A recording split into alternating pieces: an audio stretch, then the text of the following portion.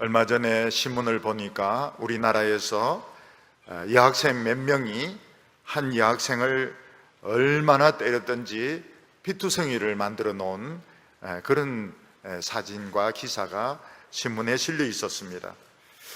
여학생들이 얼마나 사나워졌는지, 그리고 얼마나 미웠던지, 같은 여학생들끼리 저렇게 사람을 피투성이가 되도록 때릴 수 있었을까, 이런 생각을 하게 되었습니다.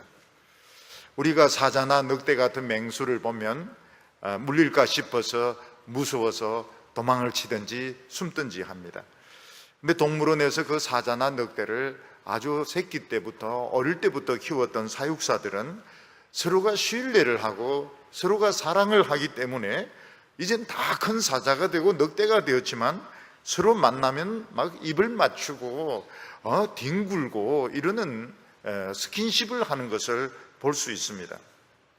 같은 사람이라도, 같은 여학생이라도 미워하니까 막 피투성이가 되도록 그렇게 막 때리는가 하면, 늑대고 사자고 이런 맹수지만 서로 신뢰하고 사랑하니까 입도 맞추고 막 뒹굴기도 하고 스킨십도 하는 것을 보면 참 이상한 생각이 듭니다.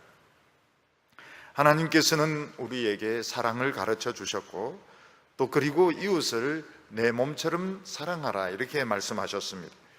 이 몸처럼이라고 하는 것은 우리 모두에게 다 인격이 있고 우리에게 욕망이 있고 우리의 기분이 있는데 우리는 그걸 다 중요하게 생각합니다.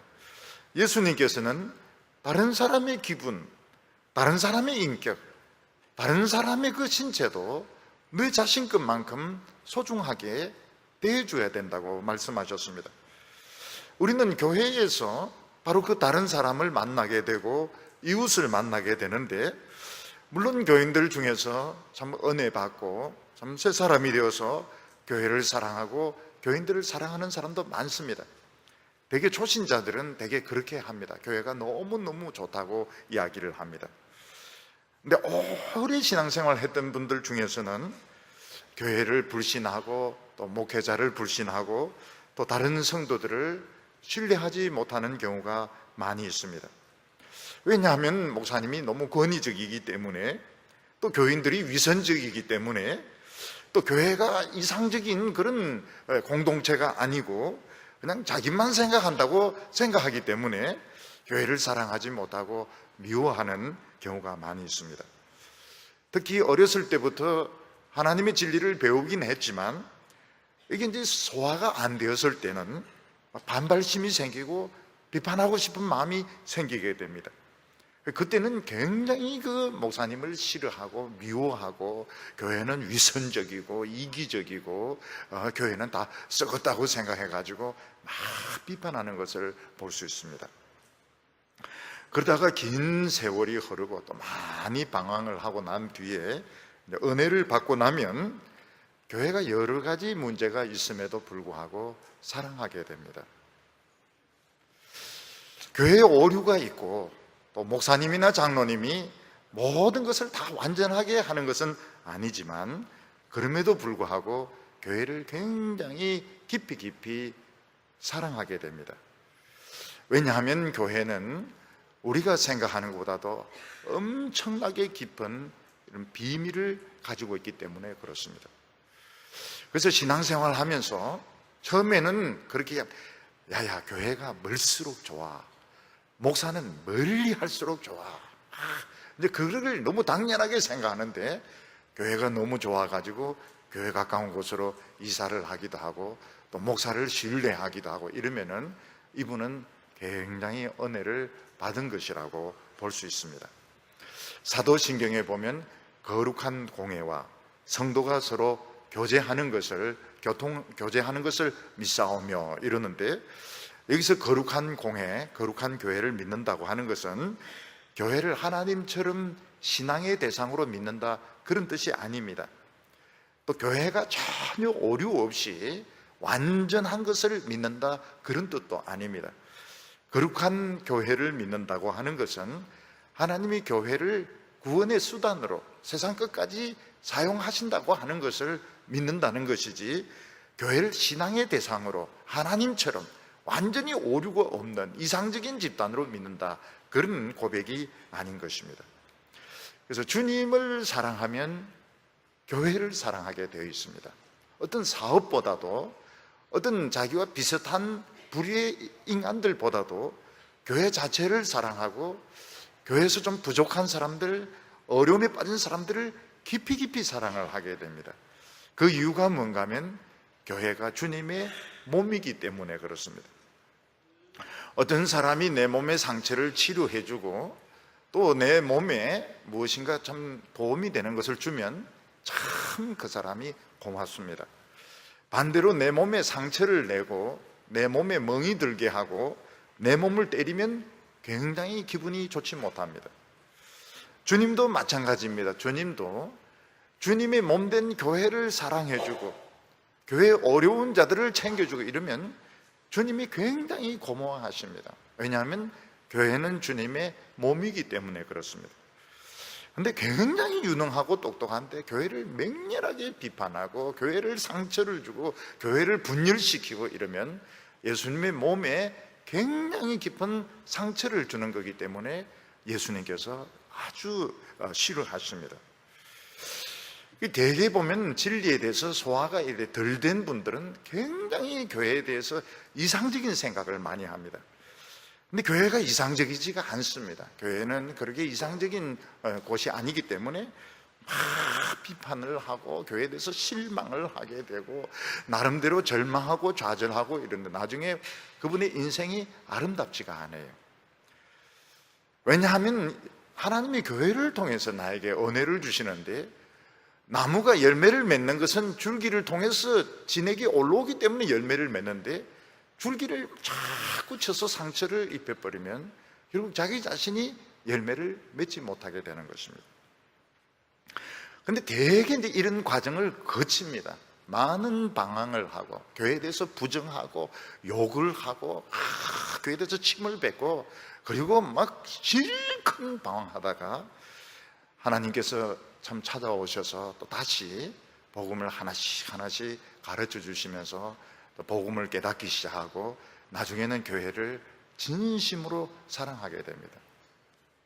저 같은 사람도 꼭 그런 케이스에 속합니다. 저도 어려서부터 교회에서 이렇게 자랐기 때문에 굉장히 교회에 대해서 비판적인 사람이었습니다.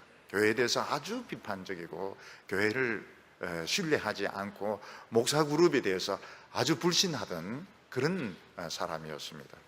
하나님께서 찾아와 주셔가지고 계속 장시간에 걸쳐서 설득을 해 주셔가지고 교회가 얼마나 영광스러운 곳이고 또 목사라고 하는 것이 얼마나 귀한 직분인가 하는 것을 충분히 하나님께서 긴 시간을 통해서 깨닫게 해 주셨습니다. 그래서 목사가 되었고 교회를 사랑합니다. 우리 총회가 합동총회인데 총회 그 분위기에 가보면 교인들은 막 기절할 겁니다. 우리 교회는 작아서 총회를 열지도 못하지만 저는 그걸 원치를 않습니다. 왜냐하면 교인들이 왔다가는 막 실망을 합니다. 앞에는 막 장사하는 사람들, 양복부터 마이크부터 기독교 서적 판매하는 사람들 밖에 쫙 깔려가 장사하는 사람들 있고 이쪽에서는 막 데모를 하고 있고 안에 또 막 회의는 회의대로 하고 있고 굉장히 그 시험 들기 때문에 별로 좋아하지 않습니다. 겉으로는 그렇지만 아직까지 많은 목회자들이나 장로님들이나 교인들이 순수합니다.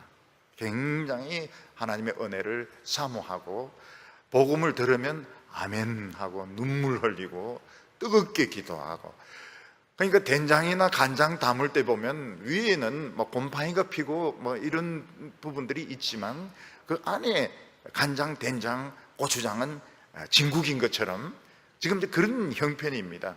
겉으로 일단 보기에는 막 썩은 것 같고 타락한 것 같고 엉망진창인 것 같지만 아직 많은 목회자들, 아직 많은 장로님들, 아직 많은 성도님들은 순수합니다. 여전히 신뢰하고 사랑할 수 있습니다.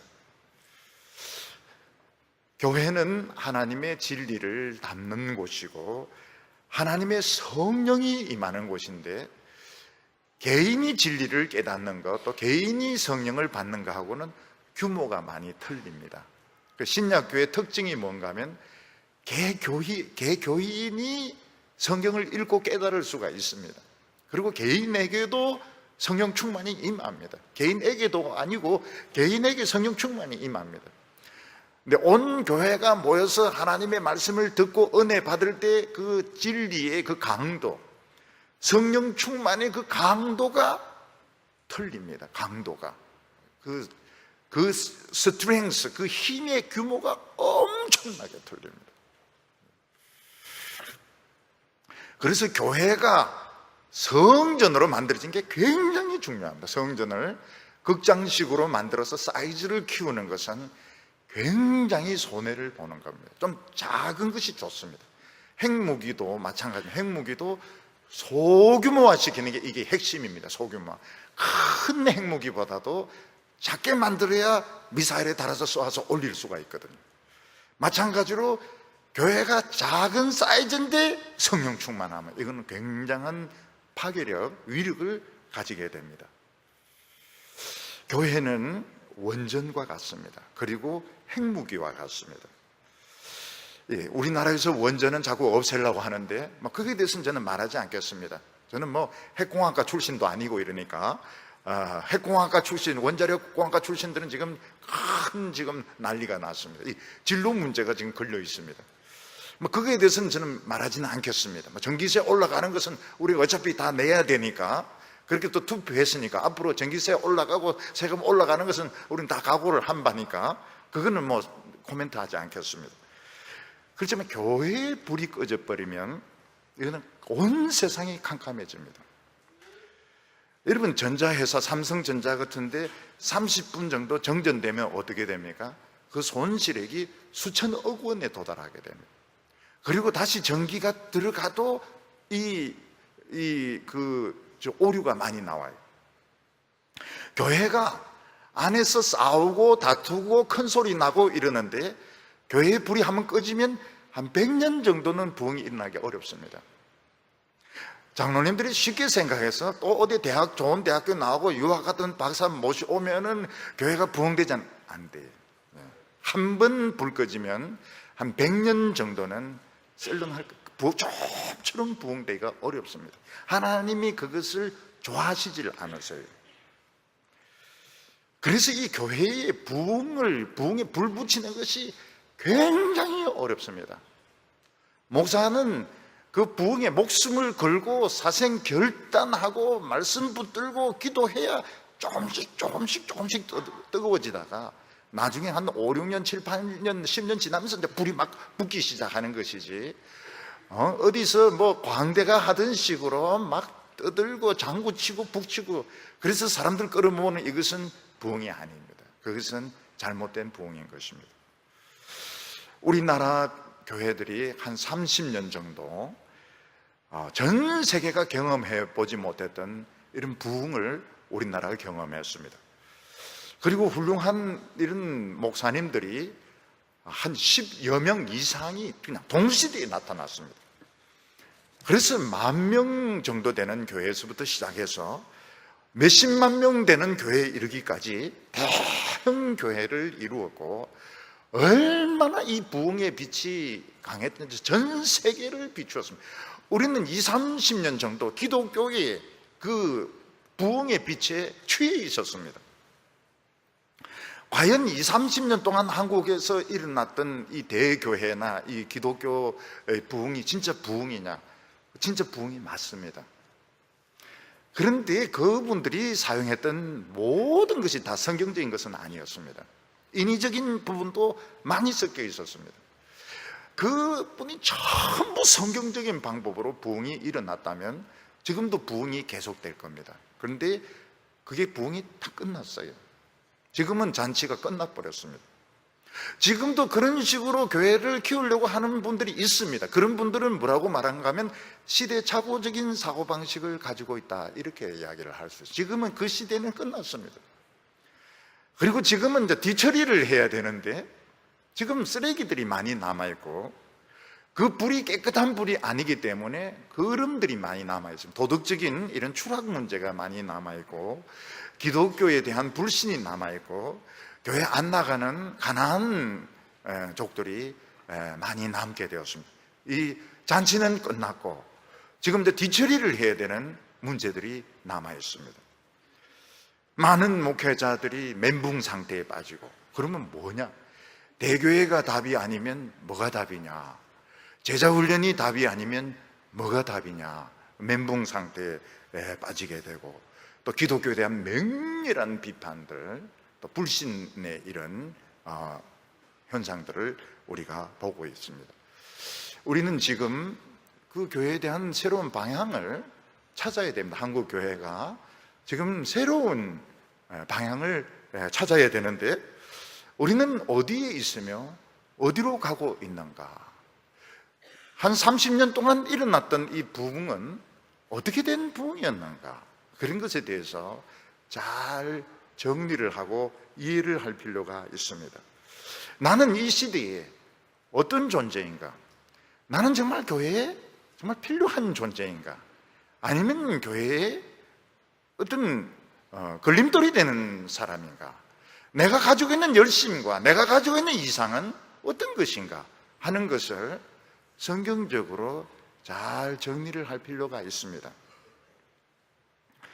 고린도전서 26장은 고린도 교회가 겪고 있는 그 여러 문제들에 대해서 격렬한 이 서신을 다 쓰고 난 뒤에 사도 바울이 자신의 그 개인적인 그런 편지로 이 편지를 마치고 있습니다.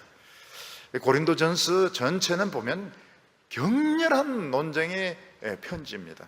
그 안에 은사 문제에 대해서, 분파 문제에 대해서, 우상 숭배 문제에 대해서, 음행의 문제에 대해서, 그리고 사랑에 대해서, 은사에 대해서, 부활에 대해서 격렬한 그런 말씀을 나눈 뒤에, 나의 사정이 지금 이렇고 너희들은 이제 이런 일을 준비했으면 좋겠다 이러면서 편지를 아주 사적인 내용들을 이렇게 적어서 이 고린도전서를 마치고 있습니다. 이 16장을 통해서 사도 바울이 지금 어떤 처지에 있는지, 또 고린도 교회의 주위의 사정은 어떻는지 이것을 우리가 알 수가 있습니다. 오늘 첫 번째로 보면 고린도 교회의 이런 헌금 문제에 대해서 사도 바울이 이야기를 하고 있습니다. 우리는 보통 이 헌금에 대해서 이야기하는 것을 별로 좋아하지 않습니다. 교회는 신성한 곳인데 이 돈 문제를 이야기하는 것은 거룩하지 못하다, 이런 생각이 들 수 있습니다. 그러나 헌금은 아주 중요한 것입니다. 헌금하는 것은 속된 것도 아니고, 이것은 세상적인 것도 아니고 아주 거룩한 것입니다. 오히려 헌금하지 않는 것이, 이것이 오히려 좋지 못한 신앙입니다. 헌금이라고 하는 것은 결코 부끄러운 것도 아니고 속된 것도 아닙니다. 제가 이제 전도사로 있을 때 열심히 있는 그 집사님이 한 분 계셨습니다. 그분이 이제 헌금에 대해서 자기 나름대로 정리가 되었어요. 그래서 다른 선생님 앞에서 헌금에 대해서 막 열변을 토하는데, 뭐라고 열변을 토하는가 하면, 여러분들이 극장에 들어가려도 입장료를 내야 되지 않습니까? 하물며 교회에 들어오는데 입장료를 내지 않는다는 게 말이 됩니까? 이러면서 헌금에 대해서 자기가 그렇게 정리됐다 이러면서 막 큰 소리를 치는데, 제가 웃어서 거의 죽는 줄 알았습니다. 그래서 제가 그분에게 이야기했습니다. 헌금 내는 것은 극장 입장료가 아니라고. 그랬더니 그분이 굉장히 눈이 커지면서 입장료가 아닌가요? 이러면서 그분이 아주 좀 놀란 눈을 했습니다. 헌금은 하나님이 우리에게 주신 물질을 하나님께 도로 드리는 것입니다. 헌금을 통해서 우리는 무엇을, 우리 자신을 하나님께 바치는 것입니다. 이 헌금을 통해서, 돈을 통해서 우리는 우리 자신을 하나님께 바치는 그런 의미를 가지고 있습니다. 이 헌금이 하나님 앞에 받아들여질 때 향기가 나게 됩니다. 하나님이 냄새를 굉장히 좋아하십니다. 우리 여성들도 보면 향수 냄새 같은, 남성들도 보면 스킨 냄새 같은 거 아주 좋아하듯이 하나님도 냄새를 굉장히 좋아하세요. 이 냄새라고 하는 것은 아주 가까운 사람들 사이에서 맡는 그런 아주 친밀한 그런 향기입니다. 그래서 이스라엘 백성들이 하나님께 제사를 바칠 때도 하나님 그 고기를 먹는 게 아닙니다. 피를 마시는 것이 아닙니다. 하나님은 그 냄새를 맡으시는 것입니다. 그런데 그 하나님께서 그 냄새를 맡으시면서 이스라엘 백성들 삶 전체에 하나님의 냄새가 나게 됩니다.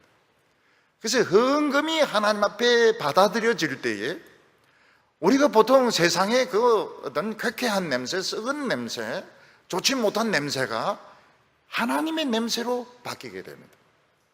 사도 바울이 고린도 후서에서 무슨 이야기를 하는가 하면 그리스도의 향기를 나타내야 된다. 그 냄새가 어디서 나오게 되는가 하면 물론 하나님의 말씀을 듣고 기도하고 찬송을 드리지만 최종적으로 헌금을 드리면서 냄새가 달라지게 되는 것입니다.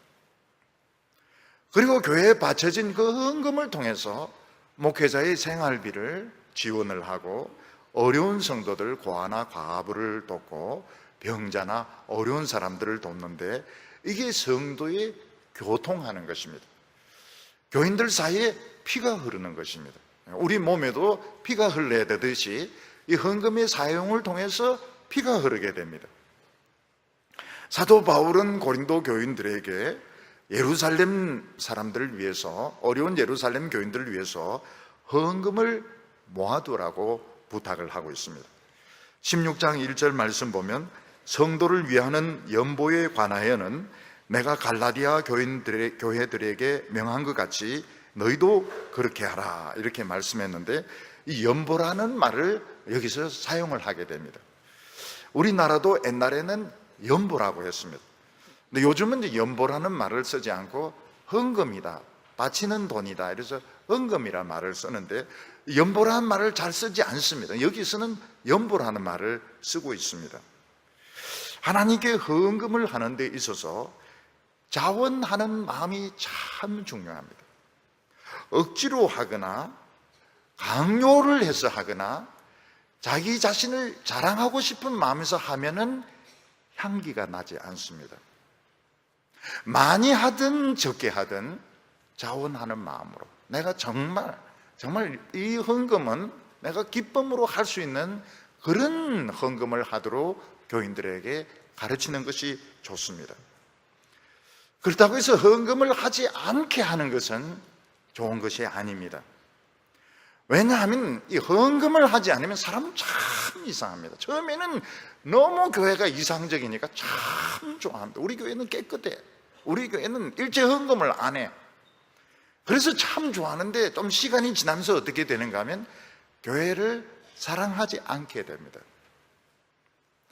사람은 참 이상한 것이 자기가 희생하고 고생한 그런 대상, 그런 교회에 대해서는 애정을 가집니다. 그런데 너무 자기에게 늘 잘해주고 희생도 요구하지 않고 이런 데는 점점 관심이 멀어지게 됩니다.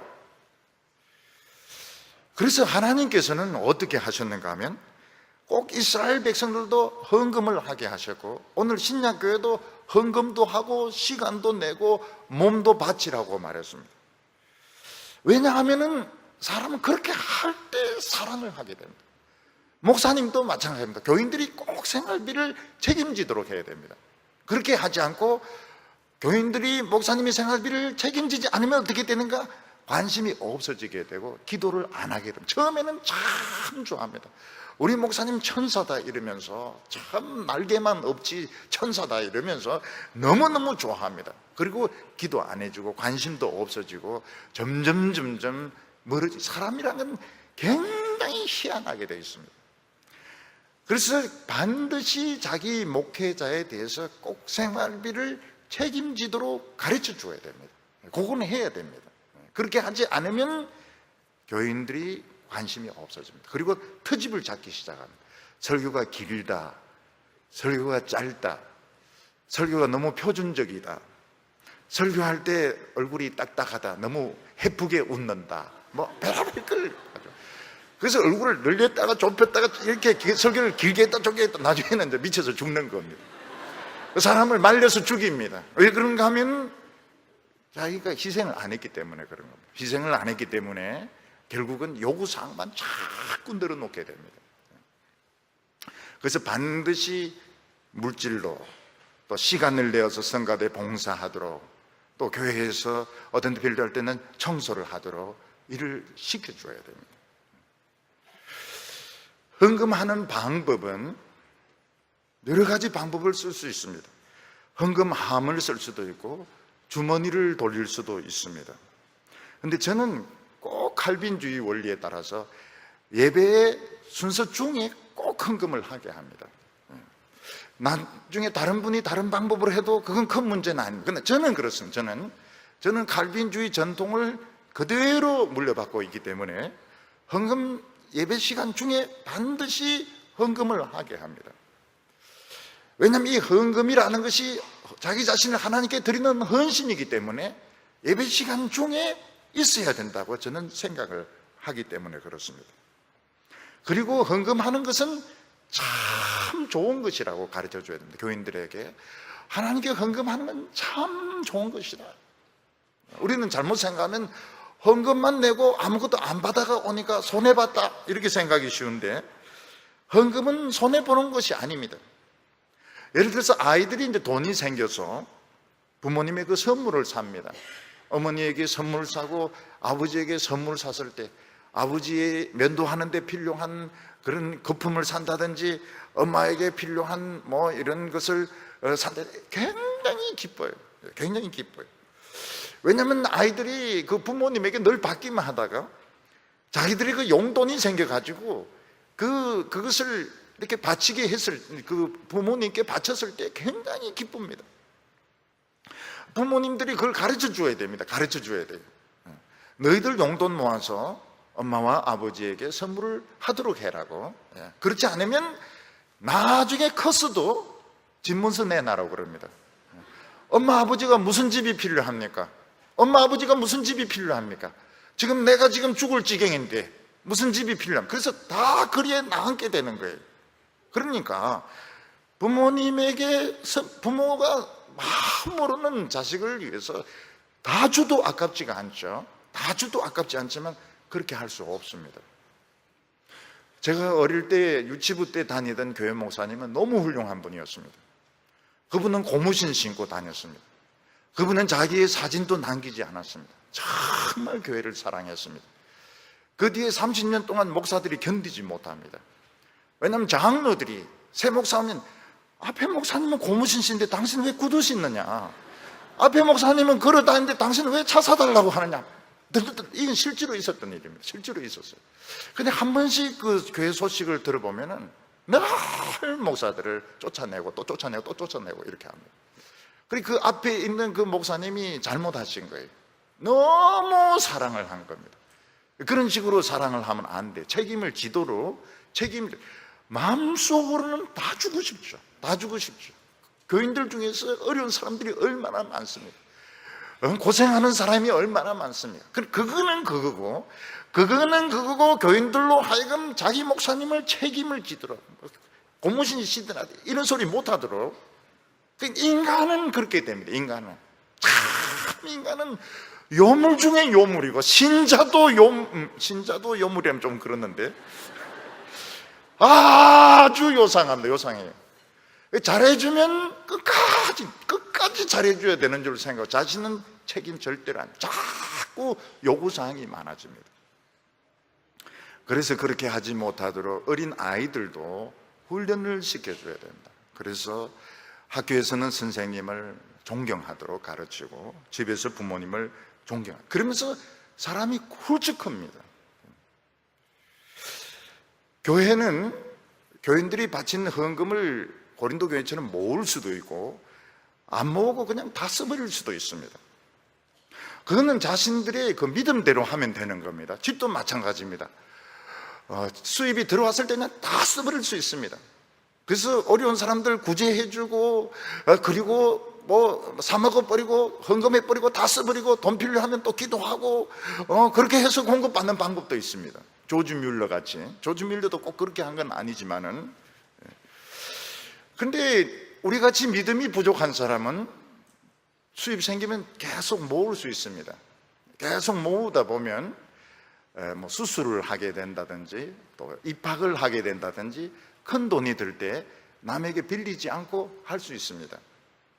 그래서 다 써버리고 필요할 때마다 통성기도 해가지고 하나님의 기적적인 방법으로 공급받는 것은 참 좋은 신앙이고, 또 그렇지 않고 조금씩 모아서 쓰는 것은 조금 부족하지만 그것도 좋은 신앙이고, 그건 자기가 알아서 하는 겁니다. 알아서 하는 거예요. 예. 교회도 마찬가지입니다. 교회도 돈 안 모으고 그냥 다 써버리고, 돈 필요하면 빌리든지 죽도록 기도하든지 그건 알아서 하면 되는 겁니다. 근데 우리 교회는 그렇게 하지 않습니다. 우리 교회는 무슨 일이 있다고 해서 헌금을 해라고 그렇게 하지 않고 자꾸 모읍니다. 자꾸 모아가지고 할 수 있으면 헌금을 따로 하지 않도록 그런 식으로 합니다. 그건 믿음이 부족한 거, 믿음이 부족해서 그렇게 한 겁니다. 우리는 믿음이 부족하기 때문에 그렇게 합니다. 믿음 좋으면 그렇게 할 필요가 없어요. 그래서 우리 어떤 교회는 제가 보니까 이제 돌아가셨습니다. 그 목사님이 400억의 빚이 있습니다. 400억의 빚이 있는데 교인들인데 헌금하세요 이러니까 한 번에 딱 400억이 거쳐요. 그런 경우는 그렇게 하면 됩니다. 근데 우리는 그런 믿음이 없기 때문에, 그래서 남 가지고 욕할 필요가 없어요. 그건 자기 신앙대로 하면 되는 것입니다.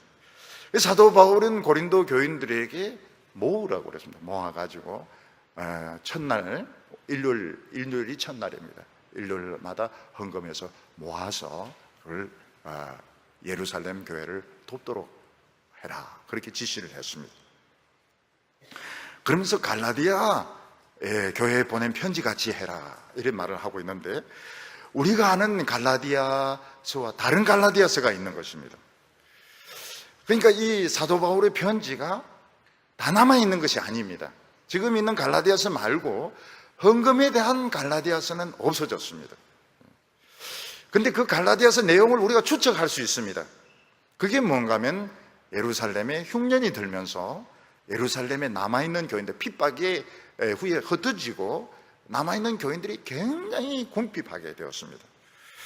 사도 바울이 그들을 돕기 위해서 갈라디아 교인들에게 헌금해라 근데 그 편지를 고린도에도 돌렸던 것입니다. 그 방식대로, 그 원리대로 예루살렘 교회를 도왔으면 좋겠다, 그렇게 말하고 있습니다.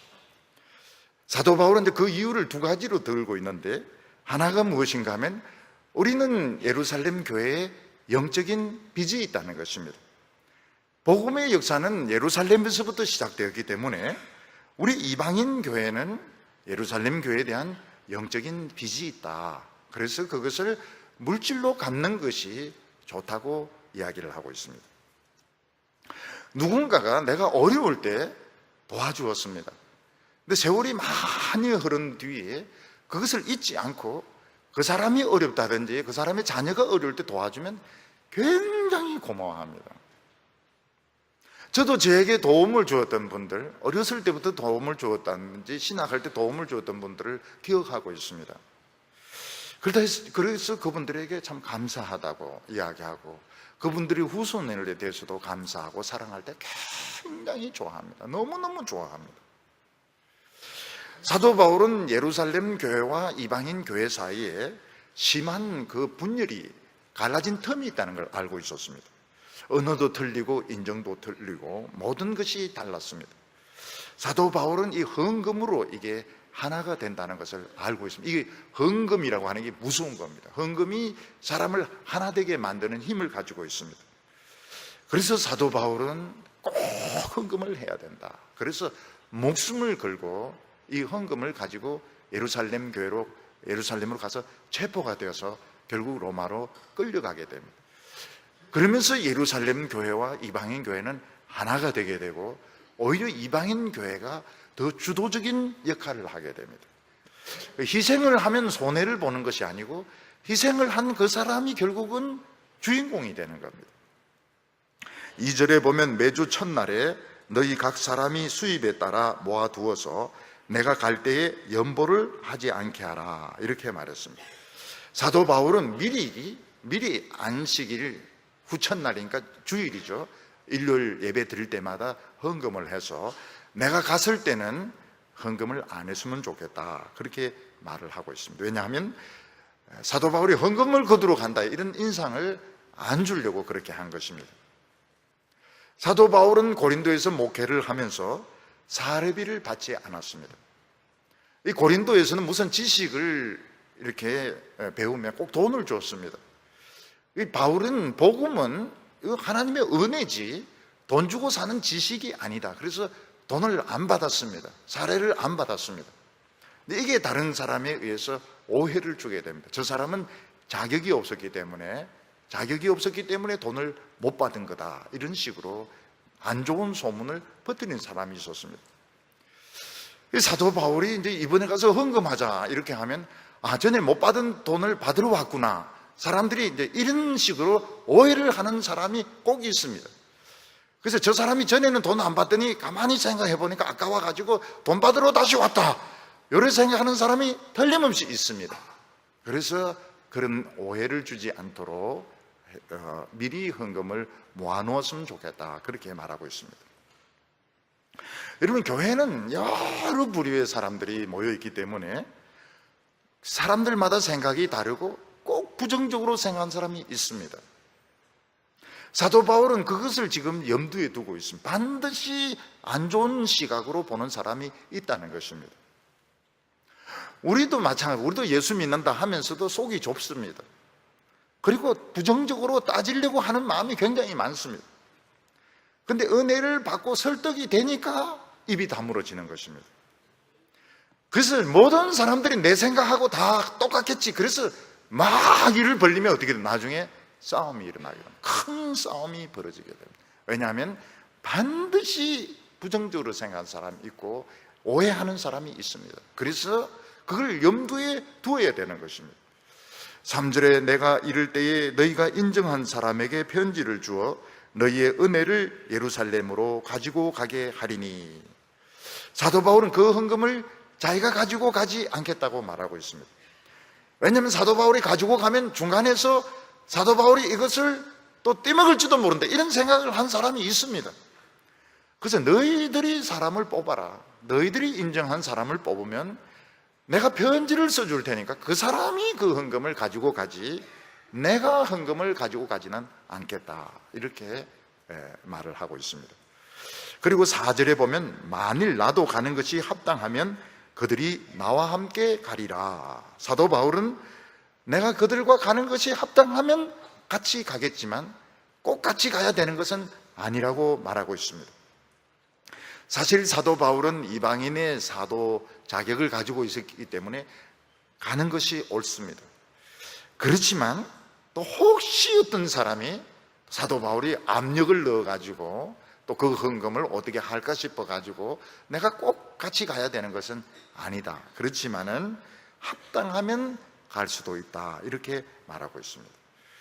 사도 바울이 이렇게 조심을 하는 이유가 무엇인가 하면 돈 때문에 오해가 생길까 싶어서, 참 이 좋은 일이 너무너무 이 귀한 일을 꼭 부정적으로 생각하는 사람이 있습니다. 그렇기 때문에 오해가 생기지 않도록, 시험에 들지 않도록 내가 같이 가지는 않겠다. 그렇지만 합당하면 갈 수도 있다, 이런 표현을 쓰고 있습니다. 이 교회는 헌금을 하거나 어디에 가서 설교를 하거나 중요한 것이 사랑의 동기로 하는 것이 아주 중요합니다. 사랑하는 마음을 가지고 하면 헌금을 가지고 가든지 설교를 하든지 무엇을 하든지 주님이 함께 하십니다. 근데 사랑의 동기를 가지지 않고 하면 잡음이 생깁니다. 시끄러워지는 겁니다. 나는 옳은 것 같은데 다른 사람들이 이해가 안 되는 거예요. 설득이 안 되는. 그러면 결국은 시끄러워지게 됩니다. 오늘 여기 두 번째로 보면 사도 바울이 자신의 그 스케줄에 대해서 이야기하는 것을 볼 수 있습니다. 사도 바울이 지금 고린도전서를 어디서 쓰고 있는가 하면 바다 건너편에 있는 에베소에서 쓰고 있습니다. 사도 바울의 계획이 무엇인가 하면 오순절까지 에베소에 있다가 고린도로 오는 것입니다. 그때 고린도는 잠깐이고 저 북쪽에 있는 마케도니아로 가서 거기서 헌금을 거두어 가지고 다시 고린도로 내려와서 상당한 기간 고린도에 있으면서 말씀을 가르칠 그런 계획을 가지고 있었습니다. 5절에 보면 내가 마게도니아를 지날 터이니 마게도니아를 지난 후에 너희에게 가서 혹 너희와 함께 머물며 겨울을 지낼 듯하니 이는 너희가 나를 내가 갈 곳으로 보내어 주게 하려 함이라. 사도 바울은 8절에 나오는 것처럼 오순절까지는 에베소에 있겠다고 말하고 있습니다. 왜냐하면 에베소에서 말씀의 그 길, 복음의 귀회가 열렸기 때문입니다. 말씀의 귀회, 복음의 귀회도 열렸지만 사탄의 공격도 굉장히 심했습니다. 그래서 사도 바울은 오순절까지는 에베소에 자기가 있으면서 에베소 교인들을 돕는 것이 좋을 것이라고 생각했습니다. 이 아이러니컬한 것이 뭔가 하면 에베소는 이 바다 오른쪽에 있고 고린도는 왼쪽에 있습니다. 둘 다 굉장히 음란하고 세속적인 도시였습니다. 그런데 양쪽에 동시에 부흥이 일어나게 됩니다. 그 세속적인 도시에서 부흥이 일어납니다. 그런데 이 에베소는 소아시아 전체, 지금은 터키죠. 터키 전체 복음의 중심지가 되어버립니다. 에베소가. 사도 바울은 고린도 교회도 그러기를 기대했습니다. 그런데 고린도 교회는 그렇게 되지 못한, 부흥은 일어났지만 안에 분파가 생기고 문제가 복잡하게 되면서 이 그리스 복음화의 중심지가 되지 못합니다. 사도 바울은 오순절까지는 에베소에 있다가 고린도로 잠깐 간 뒤에 저 북쪽의 마케도니아, 알렉산드루스 황제가 난 저 북쪽 마케도니아, 거긴 또 이 고린도하고는 또 많이 다릅니다. 사람들도 많이 다릅니다. 그곳에 가서 교회를 돌보고 헌금을 거두어 가지고 고린도로 와서 고린도 교회에 상당한 기간 겨울을 지나면서 말씀을 전하면서 목회를 하겠다, 그렇게 생각을 했습니다. 그런데 사도 바울이 고린도로 못 갑니다.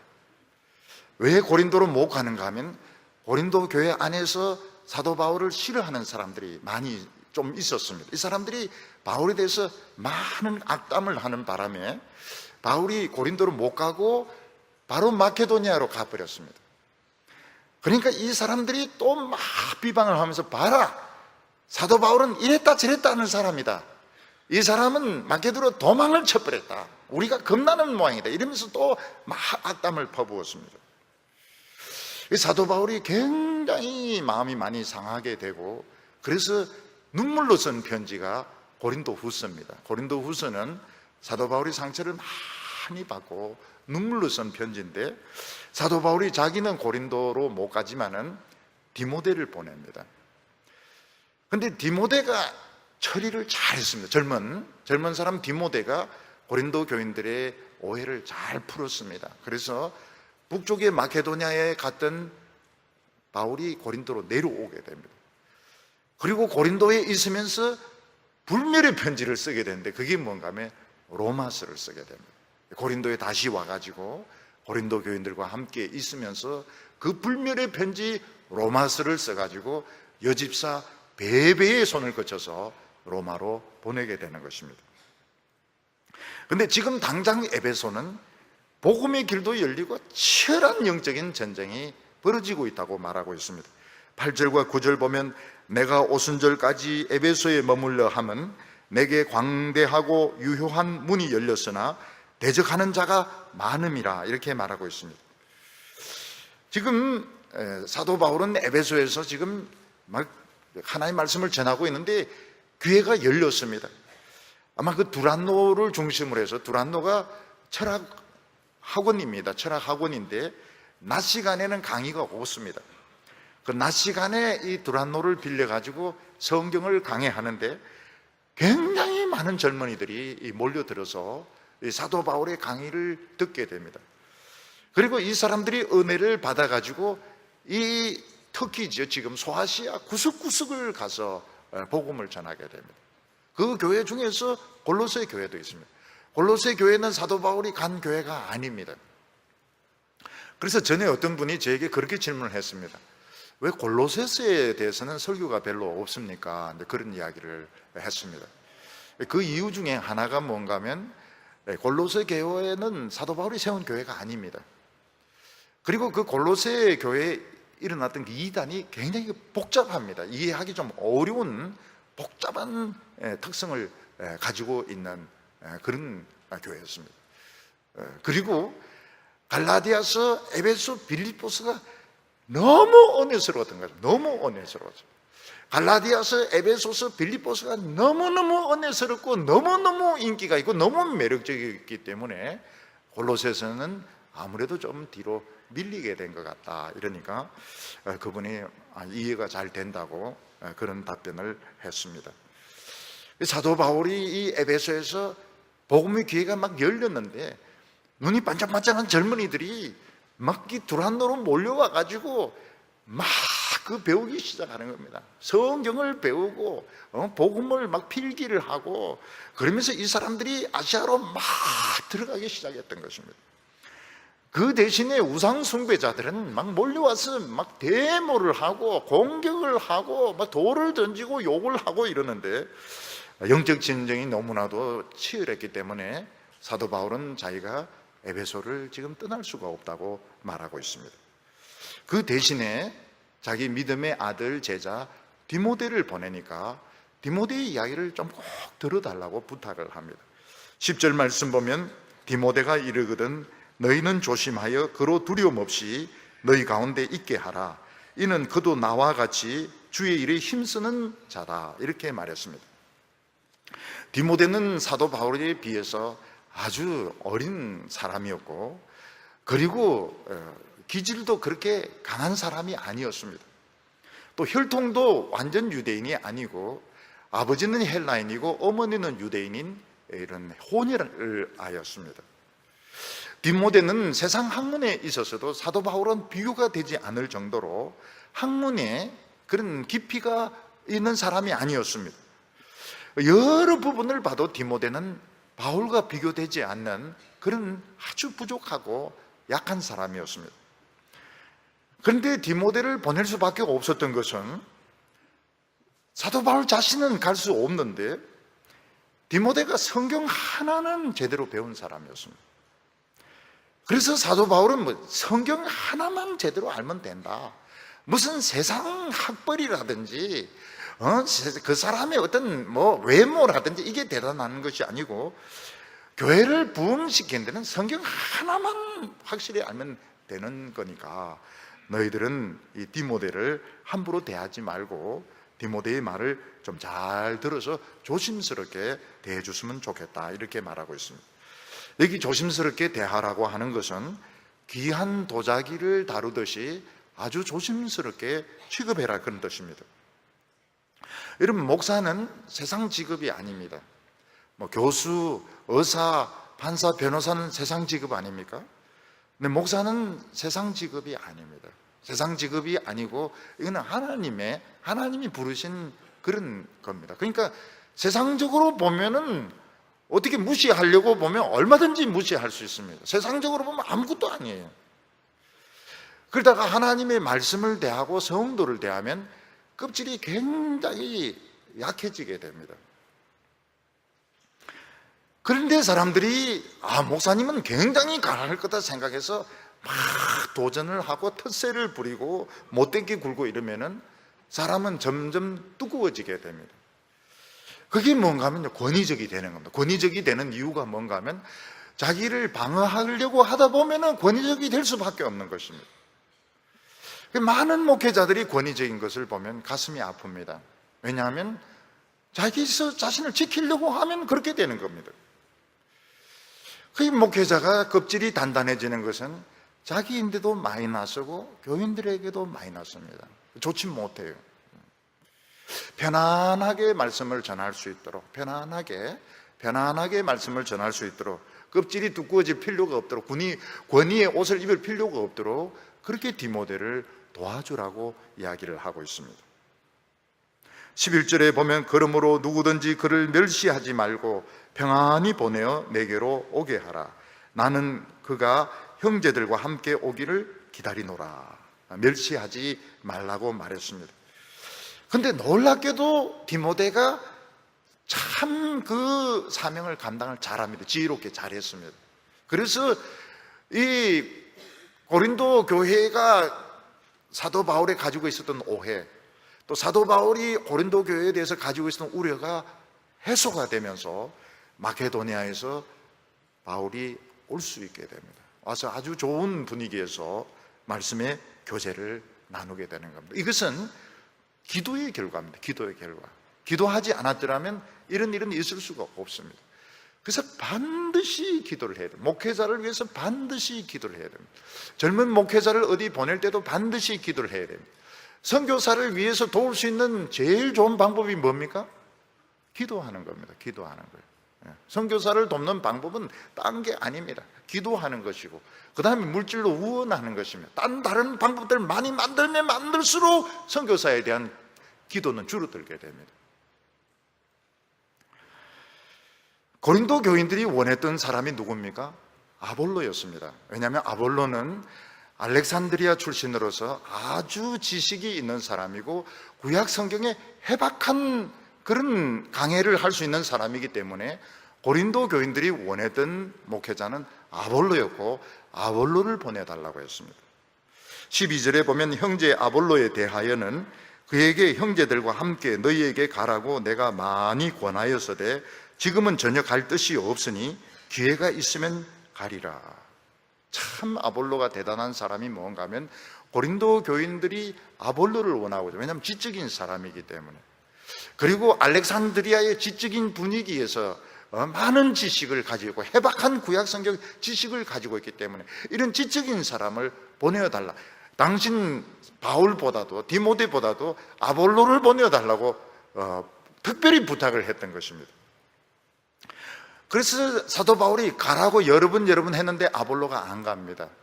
아볼로가 절대로 안 갑니다. 그 이유가 무엇입니까? 지금 이 사도 바울을 불편하게 해가면서 지금 고린도 교인들이 지금 원하고 있는 것이 지금 옳은 것이 아닌 줄 알면서 자기는 가고 싶지가 않았던 것입니다. 내가 거기에 가면 그 고린도 교인들이 가지고 있는 좋지 않은 것을 부추길 가능성이 있는데 그것은 사랑이 아니라는 것을 아볼로가 알고 있습니다. 나는 안 간다. 나는 당신이 가서 바울 당신이 가서 그 교회가 잘 지내는 것을 원하지 그들이 나를 원하는 것은 좋은 동기가 아니라는 거예요. 좋은 동기가 아니고 나는 그걸 이용할 생각이 없다는 거예요. 나는 안 간다는 거예요. 여러 번 가라 해도 자기는 안 간다는 겁니다. 이거를 보면 이 아볼로라는 사람이 얼마나 신사적인 사람인 줄 알 수 있습니다. 아볼로 가면 대환영을 받습니다. 그 대신 사람들은 사도 바울은 굉장히 욕을 하고 비판할 겁니다. 뒤에 대놓고 막 욕을 할 것입니다. 아볼로는 그거는 크리스찬으로서 옳은 것이 아니라고 생각해서 가라고 하는데도 안 가겠다고 했습니다. 오늘 사람들 보면 교묘하게 이간질을 시킵니다. 그리고 뒤에 대놓고 이제 욕을 하고 할 수 있으면 자기 세력을 막 만들려고 하는데 그것은 교회를 사랑하는 것이 아닙니다. 그건 신사가 할 것이 아닙니다. 신사는 사람들이 막 오라고 해도 이게 저 사람에게 유익이 되지 않구나 그러면 안 가야 됩니다. 안 가야 됩니다. 내가 안 가는 이유는 당신에게 내가 가는 것이 유익이 안 되기 때문에 안 가는 거예요. 이런 것을 보면 이 아볼로라는 사람이 그냥 지식만 많았던 사람이 아니고 굉장히 그 신사적인 사람이었다는 걸 알 수 있습니다. 그렇지만 나중에는 갈 수도 있다고 말했습니다. 모든 것이 원만하게 다 해결되고 그들이 정말 말씀이 필요해서 와달라 그러면 갈 수도 있지만 지금은 가는 것이 도움이 되지 않는다고 말을 했습니다. 오늘 세 번째는 고린도 교회 너희들을 위해서 기도하는 사람이 많다는 사실을 이야기하고 있습니다. 사람들은 흔히 자기 혼자 있다고 생각하기 때문에 절망하기도 하고 멋대로 행동할 때도 많습니다. 근데 자기를 위해서 기도해 주는 사람이 많다는 것을 알게 되면 조심하게 되고 힘을 내게 되고 끝까지 인내를 하게 됩니다. 운동선수들도 관중들 아무도 없이 그냥 자기들끼리만 경기하면 공을 아무데나 차고 멋대로 행동할지 모릅니다. 근데 수만 명, 수십만 명의 관중들이 응원을 하고 있다는 걸 알게 되면은 멋진 행동을 하게 되고 끝까지 최선을 다하게 되는 것입니다. 13절에 보면 깨어 믿음에 굳게 서서 남자같이 강건하라 이렇게 깨라고 말하고 있습니다. 깨라고. 지금 병든 닭처럼 졸고 있으면 안 되는데 깨야 된다는 겁니다. 왜냐하면 지금 적들이 몰려오고 있습니다. 부흥이 일어나고 있고 바로 믿으려고 하는 사람들에게는 사탄이 항상 집중 공격을 합니다. 그래서 깨어 있어야 되고 항상 기도하고 있어야 됩니다. 방심하면 어떻게 됩니까? 방심하면 그냥 공중분해가 되어버립니다. 부흥이 되다가 공중분해되는 교회들이 있습니다. 그건 왜 그런가 하면 자만심에 빠져서 잠에 들었기 때문에 그런 것입니다. 여기 보면 믿음에 굳게 서서 의심하면 안 됩니다. 그리고 사람의 말을 듣고 흔들려서도 안 됩니다. 믿음에 굳게 서서 하나님의 말씀에 굳게 서서 흔들리지 말아야 되고 남자답게 강건하라고 말했습니다. 요즘 남자들이 많이 좀 약해지는 것 같아요. 여성들은 점점점 강해지고 있는데 비해서 남자들은 숨고 피하고 눈물도 많아지고, 남자들이 그러면 안 됩니다. 남자들은 남자가 돼야 되죠. 남자는 남자같이 강하게 굳게 서서 도망칠 생각을 하면 안 됩니다. 그렇지만 사랑으로 해라고 말했어요. 항상 모든 것이 사랑이 되어야 됩니다. 정의가 되면 안 됩니다. 정의가 되면 많은 피를 흘리게 됩니다. 열정도 아닙니다. 비전도 아닙니다. 비전만큼 많은 거짓말을 하는 사람이 없습니다. 사랑의 동기로 해. 이게 사랑인가? 교회를 사랑하는 것인가? 교인들을 사랑하는 것인가? 이게 선교사를 사랑하는 것인가? 사랑으로 해야지 비전으로 계획을 짰기 때문에 아주 좋지 못한 것입니다. 사도 바울은 고린도 교인들에게 서대바나를 따돌리고 있는데 그렇게 하지 말라고 말했습니다. 15절과 16절 보면 형제들아 서대바나의 집은 곧 아가야의 첫 열매요 또 성도 섬기기로 작정한 줄을 너희가 아는지라 내가 너희에게 권하노니 이 같은 사람들과 또 함께 일하며 수고하는 모든 사람에게 순종하라. 이 아가야가 어딘가 하면 고린도가 조그만 시가 있으면 고린도 바로 위에 있는 넓은 지역이 아가야입니다. 그리고 더 위쪽이 마게도니아입니다. 사도 바울이 아가야에 가서 처음 전도해서 예수 믿었던 사람이 스데바나였고 스데바나는 부자였습니다. 그래서 스데바나 집에서 교회가 모였는데 스데바나는 성도를 섬기기로 결심을 한 사람이었습니다. 그런데 고린도 교인들은 이 스데바나를 아주 우습게 여기가지고 그의 말을 듣지를 않았습니다. 무슨 이야기를 해도 자기들이 옳다고 하면서 듣지를 않았습니다. 그래서 사도 바울은 스데바나가 너희들보다 먼저 믿었고 참 훌륭한 신앙의 사람인데 왜 그 말을 듣지를 않느냐? 그와 함께 동력하는 사람들 말 들으면 얼마나 좋은데 왜 그 말을 안 듣느냐? 말 좀 들으라고 이야기를 하고 있어요. 공식적으로 이야기를 하고 말 좀 들으라. 스데바나와 그 함께 하고 있는 동력자들의 말 좀 들으라. 너 멋대로 모든 걸 하려고 하지 말고. 그리고 17절과 18절 보면 내가 스데바나와 부두나도와 아가이고가 온 것을 기뻐하노니 그들이 너희의 부족한 것을 채웠음이라 이렇게 말하고 있습니다. 스데바나와 부두나도와 아가이와 이 세 사람이 누군가 하면 고린도 교회에서 에베소로 사도 바울을 찾아온 사람들이었습니다. 이 세 사람이 고린도 교회의 여러 가지 문제와 질문을 가지고 사도 바울을 찾아와서 질문을 했습니다. 그래서 우상의 제물에 대해서는 뭐에 대해서는 이런 것은 다 질문한 내용들입니다. 그런데 고린도 교인들은 중요한 문제에 대해서는 말을 안 했습니다. 좀 야단 들을 만한 것들 이런 것들은 말을 안 했습니다. 그런데 이 세 사람이 와가지고 모든 사정을 자세하게 다 이야기를 해주는 바람에 사도 바울은 자신의 마음이 시원해지게 되었다 이렇게 말하고 있습니다. 교인들은 이제 이런 문제를 가지고 고민을 하게 됩니다. 바울에게 이런 사실을 알려주는 것은 고자질하는 것이냐 아니면 교회를 사랑하는 것이냐 하는 것입니다.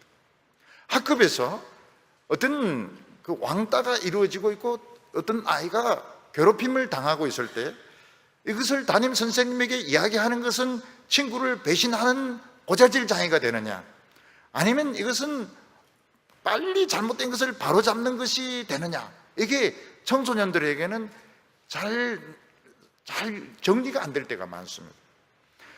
근데 이것은 고자질하는 것이 아닙니다. 빨리 담임 선생님에게 알려주고 부모님에게 빨리 알려주면 알려줄수록 아이가 자살을 한다든지 어떤 큰 사고가 나는 것을 막을 수가 있습니다. 근데 청소년들 보면은 그런 고자질 장애가 되는 것을 굉장히 싫어합니다. 그래서 그냥 입을 꼭 다물고 그냥 못 본 채 하고 그냥 말도 하지 않고 있다가 결국은 애가 이제 자살을 한다든지 큰 사고가 신문이 이제 터지고 나면 막 울면서 후회를 하고 통곡을 하는 것입니다. 교인들도 마찬가지입니다. 어떤 사실에 대해서 말을 해야 되는가 말하지 말아야 되는가, 그게 굉장히 고자질 장애가 되는 것이 아닌가, 아니면 그냥 입을 다물고 있는 것이 나은 것이 아닌가, 그게 헷갈릴 때가 많은데, 그래서 이제 성경 강해를 하는 것입니다. 성경 강해를 하다 보면 교인들 문제가 다 나오게 됩니다. 성령님이 다 말씀을 하죠. 고자질 장애가 안 돼도 다 말씀하십니다.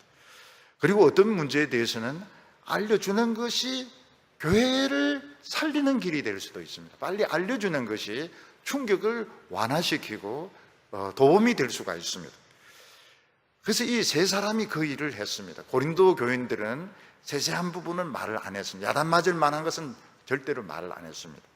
근데 이 세 사람이 와가지고 교회가 이래가 되느냐, 이런 문제도 있고 저런 문제도 있고 이야기를 싹 다 해주는 바람에 사도 바울의 마음이 굉장히 시원해지게 돼 있고, 그리고 이제 디모데도 가면서 충분히 마음을 준비해 가지고 가서 고린도 교인들의 그 어려운 문제를 잘 해결할 수가 있었던 것입니다.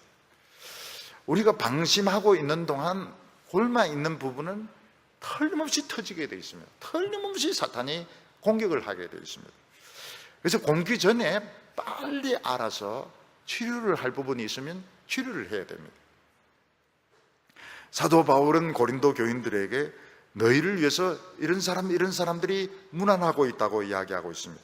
아굴라와 브리스가와 그 교회, 그 집에 교회가 있는데 그 온 교인들이 문안을 하고 있고, 또 여러 형제도 문안하고 있고, 아시아에 있는 많은 형제들도 문안하고 있다고 말하고 있습니다. 그게 무엇인가 하면 여러분들은 혼자 있는 것이 아니고 아주 많은 사람들이 위해서 기도해 주고 있기 때문에 너희들은 절대로 혼자 있다고 생각하지 말라고 이야기하고 있습니다. 우리 성도님들은 혼자가 아닙니다. 많은 사람들이 기도를 하고 있습니다. 그러니까 내 혼자 지금 어려움 당하고 있다 이렇게 생각해서 낙심하거나 절망할 필요가 없습니다. 청소년들, 청년들도 마찬가지입니다. 나 혼자다 이렇게 생각하지 마시기 바랍니다. 감당할 수 없는 어려움이 오면 이야기를 하시기 바랍니다. 아프면 아프다고 이야기하고, 먹을 것이 없어서 굶고 있으면 굶고 있다고 이야기하고, 힘들면 힘들다고 이야기를 해야 됩니다. 왜냐하면 혼자가 아니기 때문에. 그러면 기도하면서 쉽게 도와줄 수 있는데 자존심 내세우면서 참고 있으면 어떻게 됩니까? 이거는 혼자서 그 모든 짐을 다 떠안게 되는 것입니다. 21절과 22절 보면 나 바울은 친필로 너에게 문안하노니 만일 누구든지 주를 사랑하지 아니하면 저주를 받을지어다. 우리 주여 오시옵소서. 21절과 22절은 사도 바울이 직접 쓴 겁니다. 그 앞에까지는 구술을 해서 불러줘서 받아 적은 것이고, 21절과 22절은 사도 바울이 큰 글씨로 친필로 쓰는데, 누구든지 주를 사랑하지 않는 자는 저주를 받을지어다. 주님을 사랑하지 않는 사람은 결국 저주를 받게 되고, 주여 오시옵소서, 마라나타, 우리 주여 오시옵소서, 이게 인사입니다. 주님을 사랑하지 않는 자는 저주를 받는다는 것과 마라나타, 주여 오시옵소서, 이게 인사인 겁니다. 23절과 24절 보면 주 예수 그리스도의 은혜가 너희와 함께하고 나의 사랑이 그리스도 예수 안에서 너희 무리와 함께할지어다. 우리 성도님들에게 하나님의 은혜가 함께하시기를 바라고, 저의 사랑도 우리 성도님들에게 함께 있기를 바랍니다. 기도드리겠습니다. 거룩하신 하나님 아버지, 우리 죄인들이 모여서 교회를 이루고 신앙생활 하는 것이 얼마나 어렵고 힘든 일인지 모릅니다. 주님께서 친히 찾아와 주셔서 우리를 다스려 주시기를 원합니다. 교인들 중에서 낙심하거나 상처받는 사람 한 명도 없게 하여 주시옵소서. 혼자 굶고 있거나 혼자 고독하게 아파 있는 사람 한 명도 없게 하여 주시고, 서로 돌아보면서 사랑하는 저희 교회가 되게 하여 주시옵소서. 아직도 진리가 소화가 되지 않아서 기독교에 대해서 많은 오해와 또 많은 이런 비판과 그런 생각을 가진 젊은이들이나 교인들이 있을 수 있습니다. 우리가 오래 참고 오래 기다려서 모두 다 진리로 하나 되게 하여 주시옵소서. 예수님의 이름으로 기도하옵나이다.